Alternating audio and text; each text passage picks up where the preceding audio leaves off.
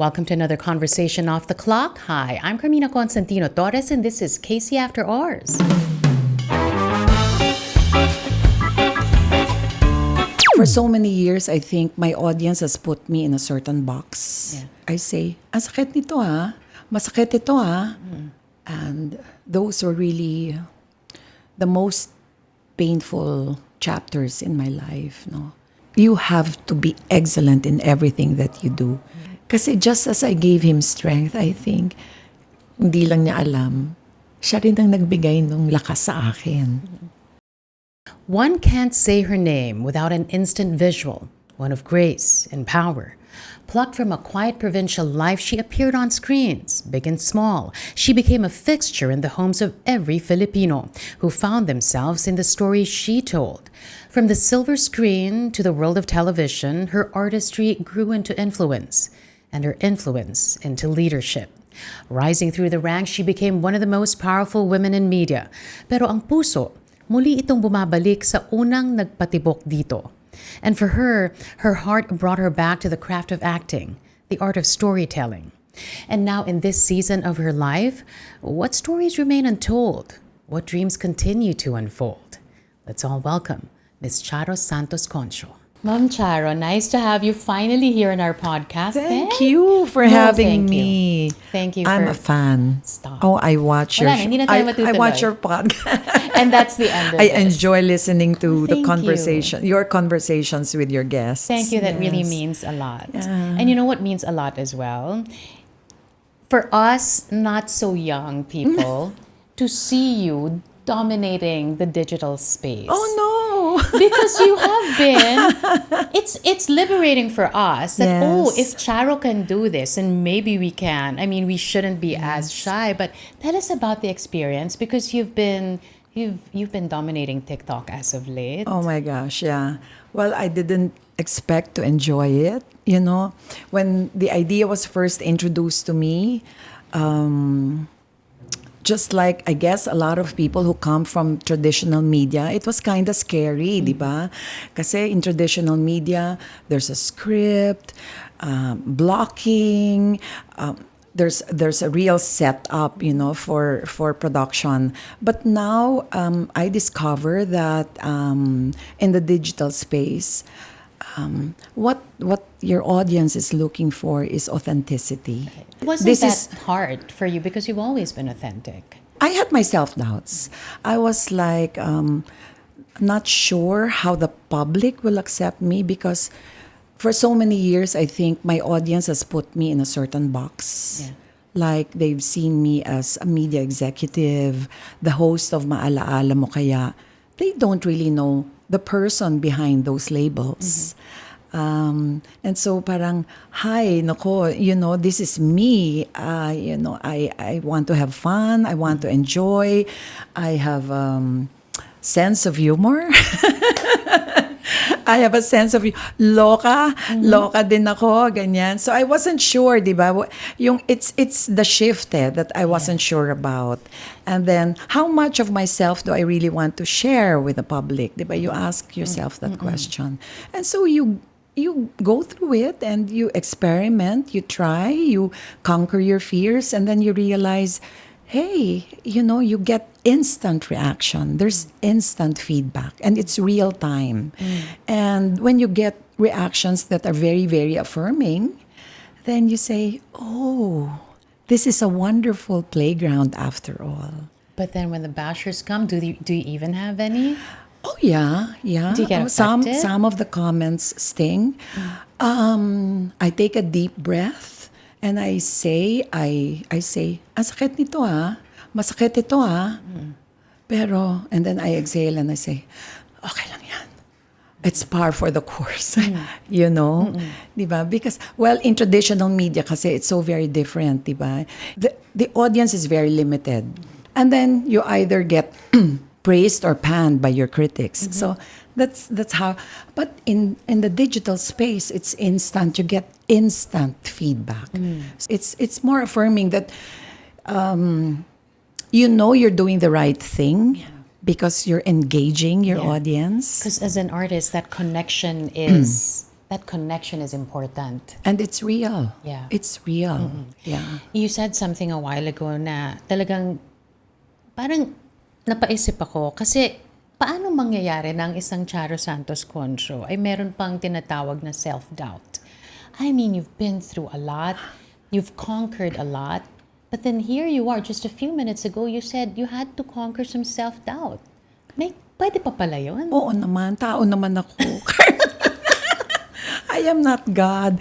And there's so much more to learn. I mean, it's not like I know everything or I know all the answers or I don't have that feeling of entitlement na I'm the best in everything and therefore I don't need you. No. I see the world from the lens of a student of life. And so I'm very open to learning opportunities. And I'm very open to an immersive experience in learning. So it's not just about reading about the facts or knowing what's the latest. I want to go through the experience of discovering something new and something different. And that is also one of the reasons that urged me to try the digital space. So that when I'm talking to our young talents, Carmina, and they ask me, how do I handle bashing? Alam ko na. Alam ko ang nararamdaman ng mga talents na pag binabash, di ba? Masakit. Masakit. And you have to admit that. You have to acknowledge that. It stings. It really stings. But then you have to rise above it. So it's also teaching you something. How do you transcend that pain? How do you transcend rejection? And you go back to yourself. You go back to your core and you say, I'm okay. I'm okay. And I'm not here to please everyone. You know, it takes a lot of courage for someone who has built her career for so many decades to even venture into this new realm, diba? And then you're thriving. We see it in your entries. When was the last time that you felt this free? Para akong may renaissance, di ba? Yes. I don't know, maybe I'm meeting the child in me. Again, I was given the opportunity by our dear Lord to again meet the child in me. Maybe the child never really had a great time playing when she was young because she had so much responsibility on her shoulders. But now, I think, this is my playground. The world is my playground, and I'm really having the time of my life. Gaano kasakit yung una pa lang, nawalan ka ng katuwang sa buhay? There were two tragic losses in my life. The loss of ABS-CBN and the loss of my husband. And those were really the most painful chapters in my life. No? Masakit. Siyempre, I mean, to lose your partner, to lose the person who believed most in you, no? It was very painful. But then we were partners. We were real partners in health and in sickness. We supported each other. I could not have done it alone. Even as he was sick, he was there for me. Do you miss him? Surely, yeah, I do. And even when I was going through the pain of my company losing its franchise, he would always tell me, or, when I have my deep pain, I have my challenges, he would always tell me, Mom, this too shall pass. When you are in deep pain and you think that you're suffering, just look at Jesus Christ on the cross. And it should lighten the burden that you're carrying. Wala na Wala na akong masabi, Carmina Alangan naman. That's the ultimate lesson, Right. I think, di ba? For every one of us. It just lightens everything. It changes the perspective. perspective. He had a very, very positive attitude about life and a very, very strong faith, di ba? And Pero pag minsan kasi, pag nandun ka mismo sa gitna ng mga pangyayari, at when you feel helpless, because you're so invested in what was happening, like with what happened to ABS-CBN. I mean, you mentioned that it was a deep pain as well, seeing the company that we love go through such hardship. What was going through your head then when you were watching everything happening and you weren't there anymore? there was deep pain and anger. Yeah. And I had to acknowledge that, I honored my feelings, and there was also so much anxiety, not only for me, but most especially for the thousands of employees who would be losing their jobs. And you see a world crumbling. You see a home that you helped build crumble to the ground. Very humbling, very, very humbling, but very painful. And it leaves impactful lessons that will stay in your heart forever. Do you still find yourself looking back at what happened, given where you are now? Ang pananaw nyo ba okay, tapos na yon. Time to focus on the now? Or paminsan ba may kirot pa rin pag nababalikan po niyo? Wala na yung kirot. When I look at my past, I always try to look at the lessons. The lessons that I believe we should carry in our hearts forever. Lessons that we may want to share to the next generation of young people or young leaders who will be in the corporate business of media and entertainment and news. No? It's part of our history.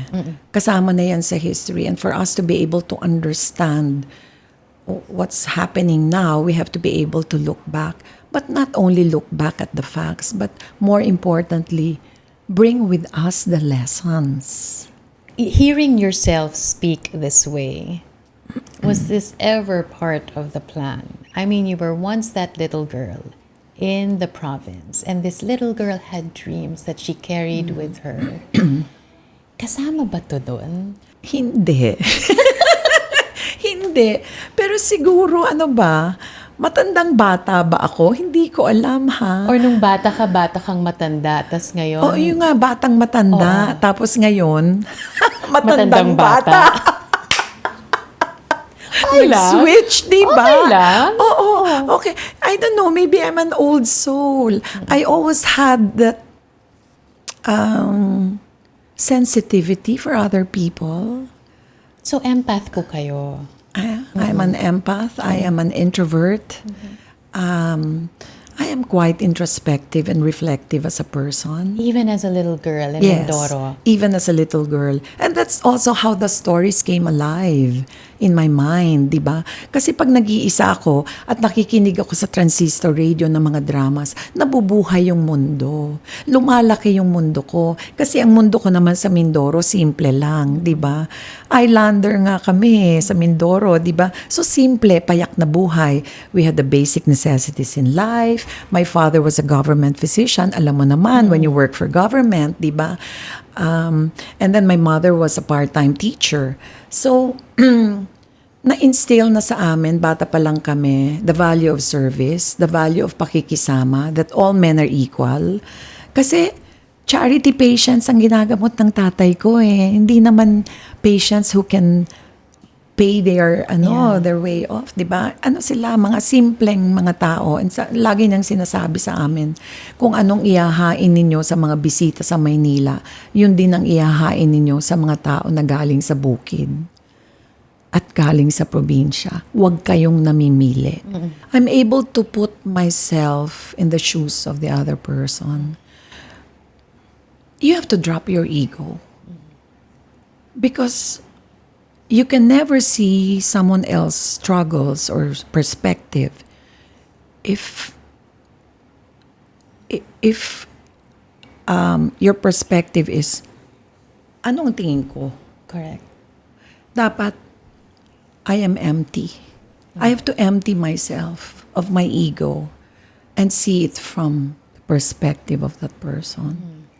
Itong natutunan mo when you were still a little girl from Mindoro, dala-dala mo siya both as an artist, an actor, and also when you rose up the ranks as a media executive. Can you say that yun yung I guess so. one of the pillars of your leadership as well? Kasi you have to be true to yourself. You cannot be one person at home and another person in the office. Where's the authenticity there? So, it's your true self that you bring with you wherever you go. Whatever labels people give. It's your true self that you bring with you. Yun lang ang pwede mong ipagmalaki.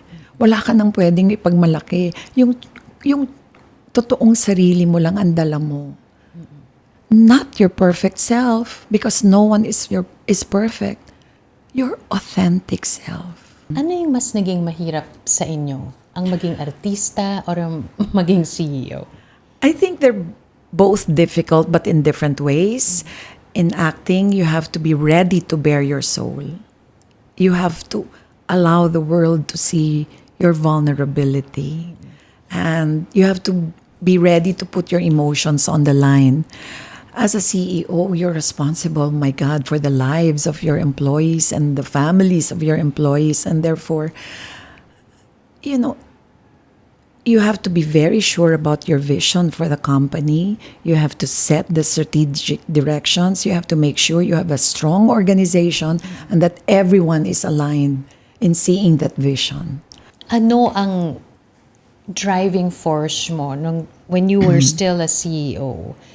And also, what drives you to become a better actor? Because we're going to talk later about this different season in your life. Right. So first in the CEO, what was your driving force then? Since I am a storyteller and I really saw ABS-CBN as a playground for good storytelling, my driving force was the pursuit for excellence. You have to be excellent in everything that you do. So I was, tinitingnan ko bawat detalye. Alam ko po yun. Kahit sa... magigi sa detalye, di ba yun yung Oo, parang God is in the details talaga. Don't take anything for granted. And my guiding principle is you always give your best to your audience. Let's respect our audience. Yes. Irespeto natin ang audiences natin. Even the stars, the performers. Beyond the gloss and the glamour and the relief that we can offer our audiences, the production excellence, what human insights can we give them? Diba? That will make them better people. You mirror courage, you mirror hope, you mirror positivity, you also mirror the evils. Yun ang buhay eh. So ibigay natin kung anong totoong buhay sa audiences natin. Kasi kailangan natin ng salamin. Kailangan nating lahat humarap sa salamin. Tingin niyo ho pa ngayon medyo maraming ayaw humarap sa salamin? Parang nadededma tayo, no? We have become dismissive as a people. It's so funny, no? Because we've never been this connected with all our gadgets, all our social media platforms. Yeah. And yet, we don't see people. Yeah. Parang the world needs silence. A circuit breaker. Yeah. Parang the world needs some stillness. Because we have to look at what are the things that really matter. Of course, we want progress. Yeah. Of course, we want improvements in our society. Ganyan, oo. But I think, baka maaring nakakalimutan natin sa paghangad natin, sinabi ko nga ito in one speaking engagement, sa kagustuhan nating maging magaling, at maging mahusay at maging successful, baka nakakalimutan nating maging mabuti.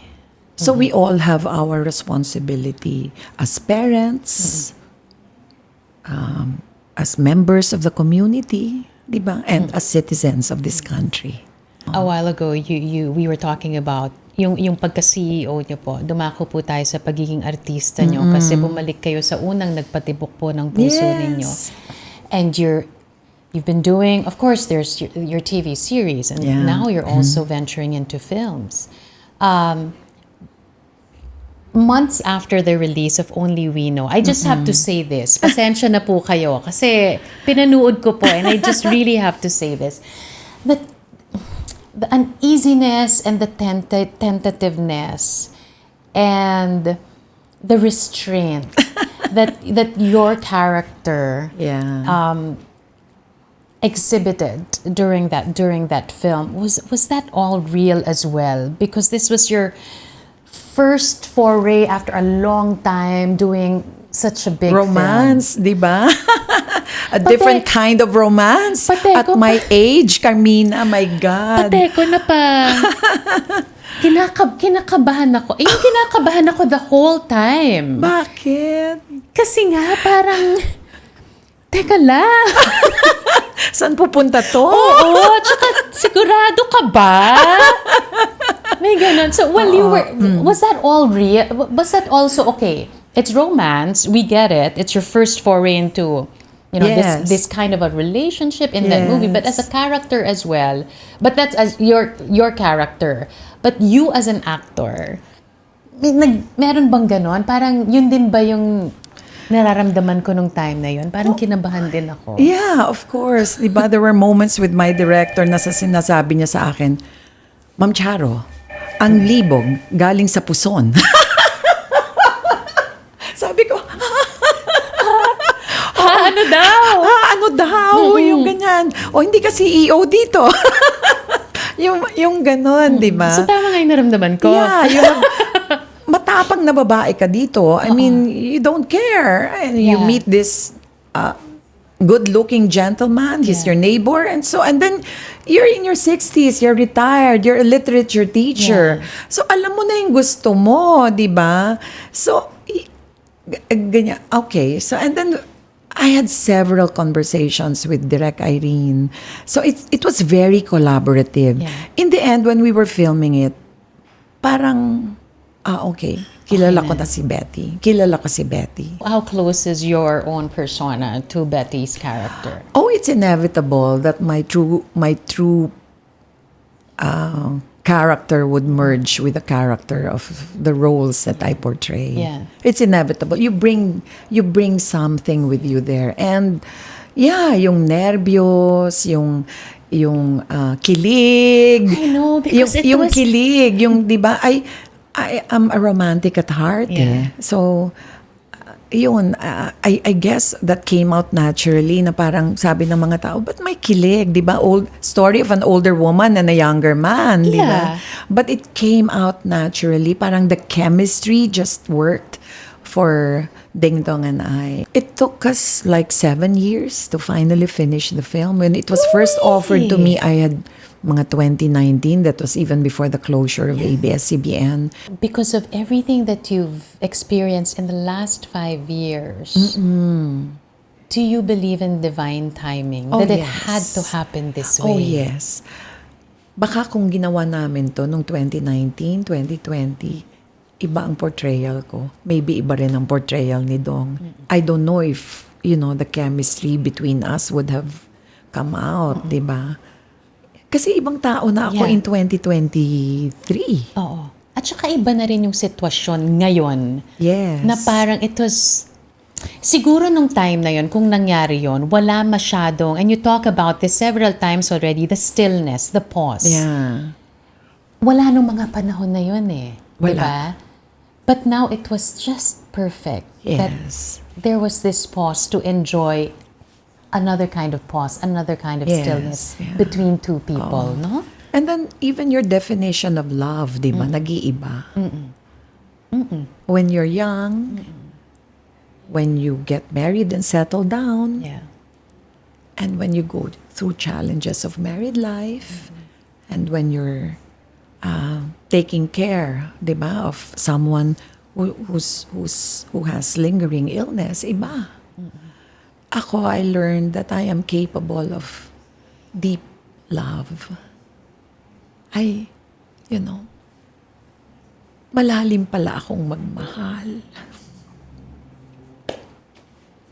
And you never knew that? Alam ko, pero the depth, I cannot describe it. Hindi mo naman alam kung kaya mo hanggat hindi mo dinadaanan.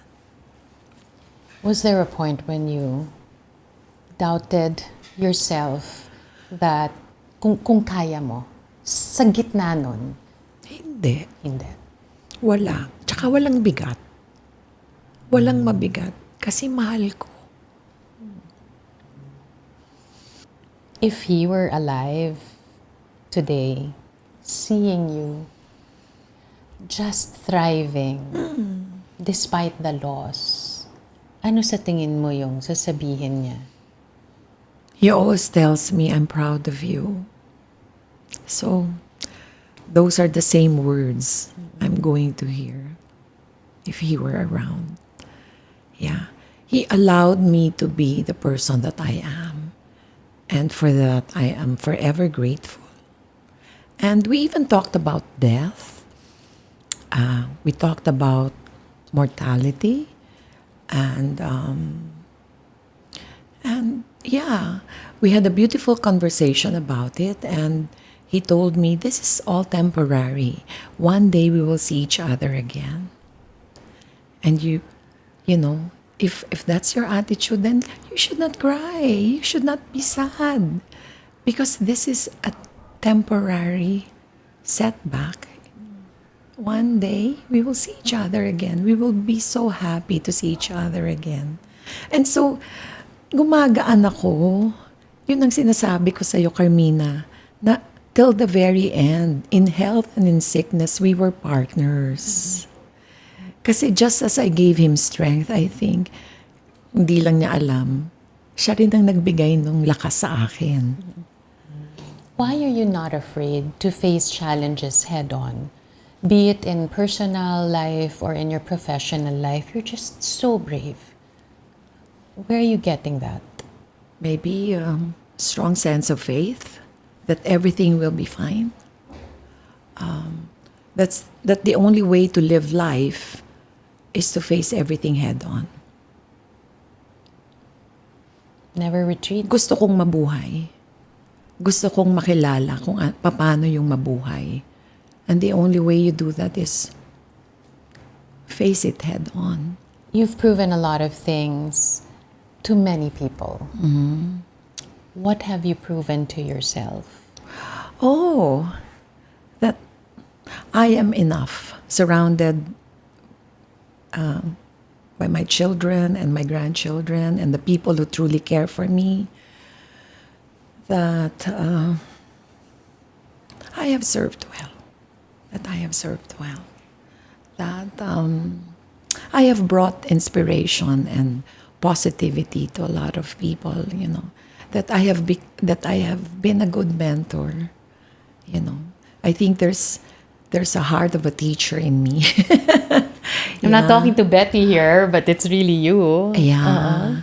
I really love to share I love to share my own failures, stories of my own failures, my struggles, the lessons I learned. Kung meron akong maiwan na isang mahalagang bagay sa kanila, sa pakikipag-usap ko sa kanila, happy na ako. Yeah. So, and that, you know, I'm enjoying the simple things in life and I'm having fun. I think I am in the best years of my life. How would you define this season? It's liberating. It's a season of grace and gratitude. I'm going with the flow eh. I'm just going with the flow. Sumasakay ako sa agos ng buhay na na-enjoy ko, na mas deliberate at mas intentional ang pagtingin ko sa mga bagay-bagay. 'Di ba? Hindi ka na nagmamadali. Ini-enjoy mo na lang. Ini-enjoy mo, 'di ba? And you hope that with that happy, positive energy, you're able to inspire the audiences that you're engaging with. At Ma'am Charo, salamat po at hindi kayo nagmadali at nakasama namin kayo ngayong araw. Thank you so much for joining us today. Thank you, Carmina. Really appreciate it. Salamat. Thank you. And that's it for another episode of KC After Hours. You know the drill. Like and subscribe. I'll see you on the next one.